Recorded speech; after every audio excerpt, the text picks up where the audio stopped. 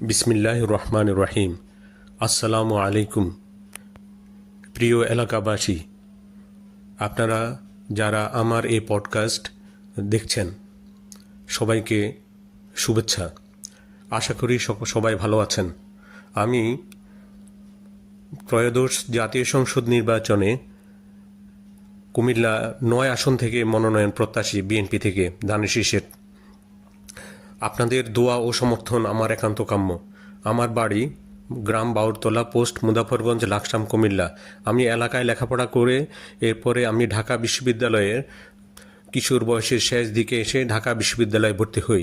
এখানে আমি ছাত্রদলের রাজনীতির সাথে যুক্ত হই। ছাত্রদলের মুজিব হল ঢাকা বিশ্ববিদ্যালয়ের ভারপ্রাপ্ত সভাপতি হিসেবে কাজ করি।